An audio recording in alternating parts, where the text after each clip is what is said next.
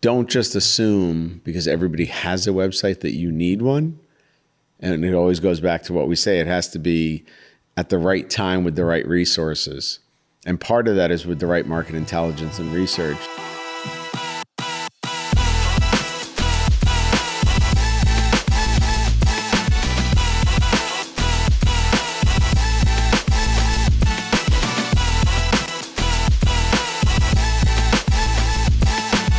All right, we're back. No Followers Podcast, T-Bob. We are talking about something that comes up all the time when people don't have anything to talk about yet. Should I get a website? And this is a topic near and dear to my soul, which I will share during this episode. Why, Bob? Because 4 or 5 years ago, I took down the websites for most of my companies and our business went up because I understood things that we'll discuss in this podcast. Bob, that sounds crazy. That's what my investors, my staff, I'm going to be like and most of my clients said. I'm going to be a guy in an infomercial. Bob, that's nuts. How could it work? That your infomercial? You wanted to talk about websites today. I got so excited because websites have value. Websites a piece of the marketing puzzle, but it goes to so many facets of why a website, what you need to put in a website, and what is your goal for the website, which most people don't think of, and most web developers don't lead you down the right path. Yeah, having a web strategy. Web strategy.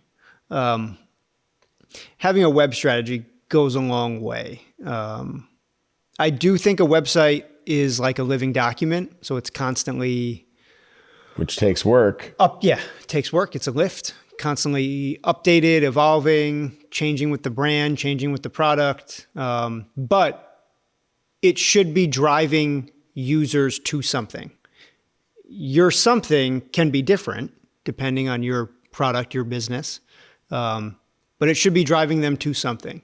And so whenever we do the Fabbro website, which we operate in a lot of different worlds, automotive, bicycle, architectural, it's hard to house everything under one roof, so to speak. But whenever we want to make changes, the meeting we have is always, what are we trying to drive users to? What is our desired path, literally, of what we want them to click on?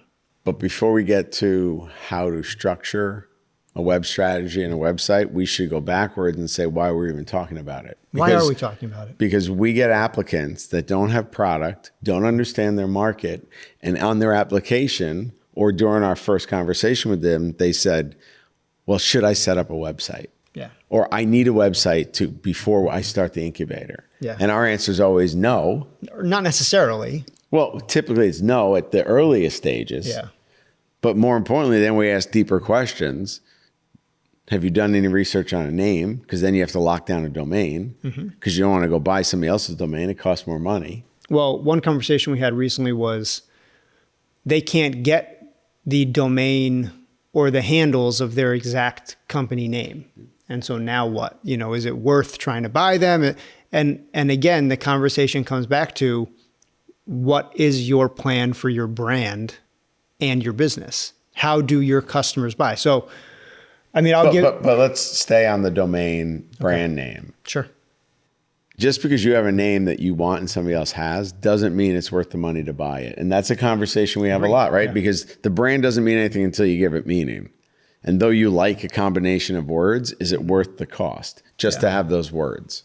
Well, I'll give you an example of where I caught a lot of flack, and I guess we'll see in time whether or not I was right. But when I founded Fabbro Industries in 2013, and then really kind of got moving in 2014. And when I started it, I was just building custom motorcycles and motorcycle parts. But I decided to call it Fabbro Industries. Fabbro, the Italian word for blacksmith or metalworker, because we're a fabrication shop. And I caught a good amount of flack from people saying, well, your company name doesn't say anything about motorcycles. It's not Fabbro Choppers. It's not Fabbro Cycle. It's, and the reason I did it was because in my mind, I always had the vision of being more than just motorcycles, of being anything that we go into is imbued with the qualities that are true to our brand, whether it's a architectural piece or a motorcycle or a bicycle or a car part. And so that was why I made that decision. I caught a good amount of flack for that up front. Now I think it is working out more, and hopefully it continues to work out. But there was strategy behind that. I didn't have a website for a while. Yeah, so taking it from the other side, our funding firm, which is part of First Strike Incubator and the new commercialization round, right? EDA Funding, I took a lot of flack when we had a website because everybody thought it was government grants because of EDA. Yeah. And EDA means something very specific to us of why we put that original fund together. It's economic development acceleration. Our funding goes to building and growing companies. Economic development acceleration. It had nothing to do with government, but everybody said, where's your government funding page? What grants are you pulling from? And I was like, what are you talking about? It's a private fund. Yeah. So, I mean, confusion, probably my fault on the brand, but EDA meant something to us and we were trying to raise money based on that premise. Like my money should go to build other businesses that are going to help communities and economic development as a community builder too. So, yeah. But going back to website, if you can't answer and put up cogent, relevant information about what you're doing, why do you have a website? Yeah. Well, one of the things I like to say to customers and to incubator members is one of the questions we try to answer is if you had to take out an ad, and I just say magazine because even though print is it's coming back. It's an easy thing to wrap your head around. So if you had to take out an ad in a magazine, what's the magazine? What's the copy of your ad? So what's your message? If you can't answer those questions, to me, it means you don't know who your target market is. You don't know where they exist, where they buy, and you don't know what the UVP of your product is because you can't communicate it in a clear copy message. And if you can't do those things, how could you possibly communicate it on a website? And if you don't know the triggers to get people to take another step towards you. Yeah. Right. I think that's the other thing about websites is your goal, your call to action is where you're leading them. Yeah. But do you know the triggers that get them to move toward you? Because there's, I don't know what the number is, but there's probably hundreds of millions of websites. Yeah. Yeah. And the fact is, if I don't see what I want within 3 seconds, I'm off to somewhere else. Yeah. And that speaks a lot to your SEO and all that back end stuff, which again is constantly being edited and evolving, which is a lot of effort. Which is a lift. Yeah. It's a lift. So it goes to the resources you have. I think that sometimes having a website can do you a disservice. If you have this is my opinion and you can disagree with me, but a bad website is worse than no website. Maybe you have a huge social media footprint and no website. Is that a huge mistake? I don't know. It depends on who your customer is and how they buy. Well, it also depends on what you're selling. Right. But if you're selling on click-through links, if most of your customers find you through Instagram and they click through your bio or they click through your shop to buy and no one is buying through your website, having a website may not hurt you at all. They are shopping through a different channel. I think the conversation for our audience and for people in general just tuning in for once just to get something is don't just assume because everybody has a website that you need one. And it always goes back to what we say. It has to be at the right time with the right resources. And part of that is with the right market intelligence and research. So you can back up where you're placing the website, how you're running it, what you're putting on it. I mean, quick story is when I made the decision to take my companies down, it was thought out and I thought logical, even though nobody else in my organization thought it was smart. And here's my thought process. I know my market. I dealt with VCs, boards of directors, investors, and CEOs of companies who probably failed once or twice before they come to my main portfolio company.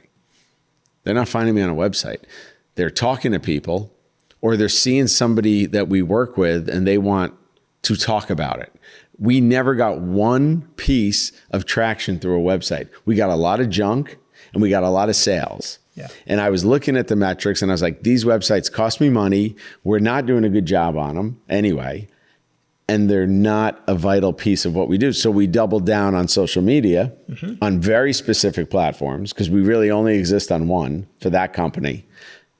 And it worked out, even though everybody in my organization didn't want to see the facts. And that's something that we preach to our inventors. You have to be the expert in your company. And if you can't back up what you're saying, then it's not worth anything, which goes to the website decision. I don't think it's a knee-jerk reaction. Like AI. Everybody's supposed to know AI. Yeah. That's not true. What role does it play in your business? Well, even like a conversation we have a lot is Etsy. I don't know if, am I allowed to say Etsy? You just did. Okay. Public domain. Etsy is a valuable resource for a lot of people with handmade products. Craft goods. Craft goods. It can be great. I never, ever, ever put a product on Etsy, and I never plan to, and I never will. And it's not because Etsy isn't good. Etsy's great. It's because it dilutes my brand. And our goal, and we have always said, it's not about the individual product we make, it's about the brand. It's not about the bottle opener, it's not about the ashtray, it's not about the motorcycle or the bicycle or the shower door. It's about the brand. When you buy something from Etsy and you love it, and someone goes, that's awesome, where'd you get that? What do you say? I got it from Etsy. Even though, if I ever bought anything online, I would say that. Even though our packaging has our name on it and our hashtag and our social media tags and all that stuff, and we put a ton of time and effort into product packaging, even with that, the answer will always be, we got it from Etsy. And so that's why we never put anything on Etsy, because it dilutes our brand. So you're not putting anything on Temu? No, you ain't gonna find anything of mine on Temu. How about Amazon? No. Okay. I know enough people that sell on Amazon, and for some people it works extremely well. For some people it's almost anything. Absolute nightmare. Yeah. It all depends on your brand, or I'm sorry, on your business model. But it also talks about doing enough research to look deep enough, because most people superficially talk about their successes and never talk about the failures.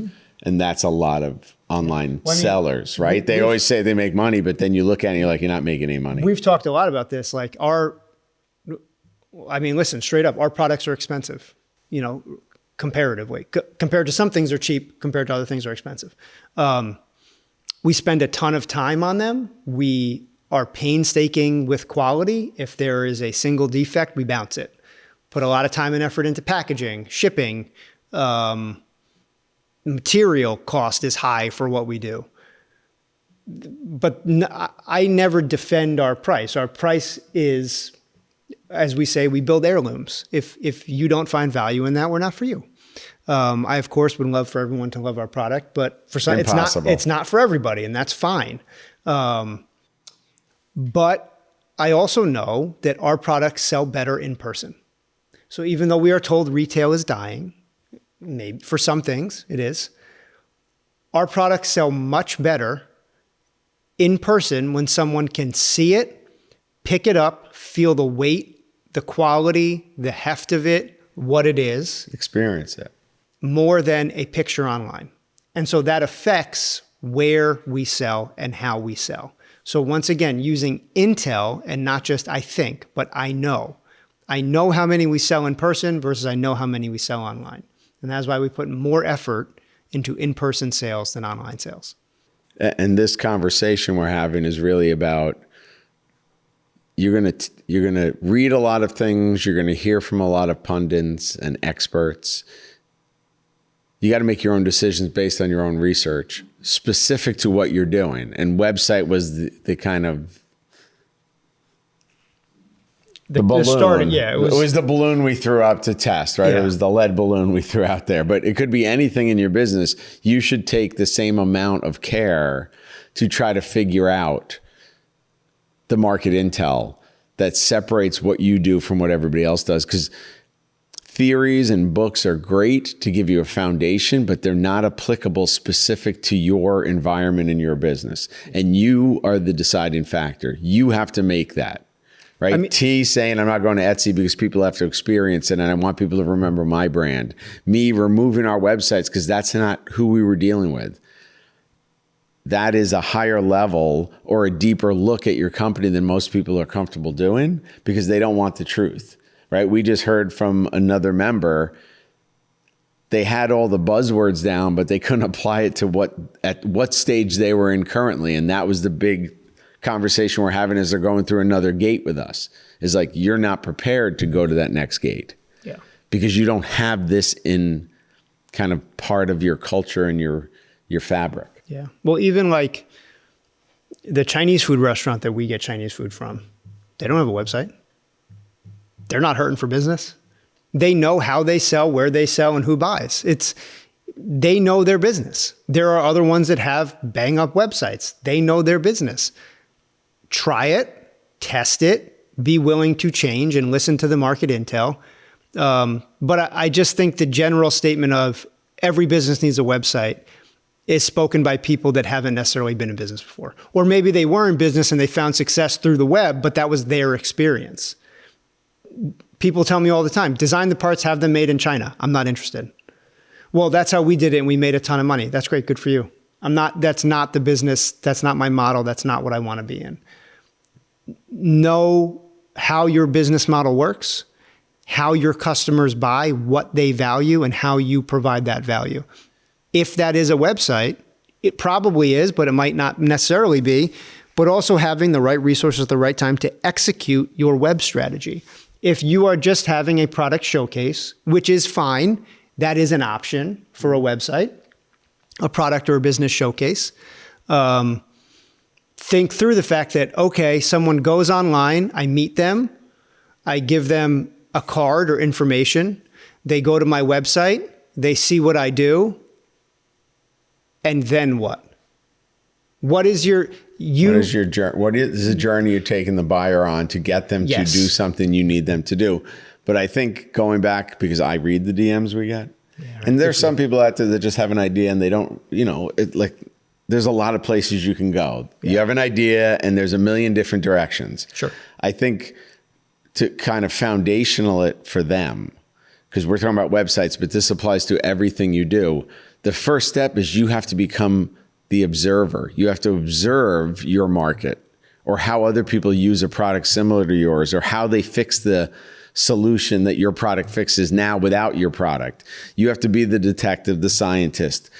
That's it. That's the greatest gift you could have as an entrepreneur and an inventor, is being able to observe the human interaction so you can see where you fit, because that helps when you place a website, when you do social media strategy. Yeah, when you develop your strategy, when you develop that journey, that click-through journey of how are they going to navigate my website to get me the information I need to grow my business. If you're saying, yeah, I don't need to make a sale online, I just want to capture their information, then it's a contact form. It doesn't have to be a web shop or a web store. But I think it will pay off tenfold for you to have that strategy literally mapped out. Yeah. It is something that doesn't take a ton of time. It does involve listening and observing. But I think it goes a long way before making the decision about whether or not to build a website. And this is a glimpse of the deep conversations we have in the incubator, because all these topics we talk about here is what we're talking about every week with our members. So yeah, and I think it's very reasonable for inventors and founders and all that to feel like they're behind, or to feel frustrated, or to feel like, if I don't have this or I don't do this, then and that's understandable. But that's also part of the reason that we do like those instant traction myth episodes and all that stuff. This is a common path that you will feel frustrated, and it's okay. And that's why we're here to help you feel less frustrated. But don't buy the hype. Haste makes waste. Buy the journey. Haste makes waste.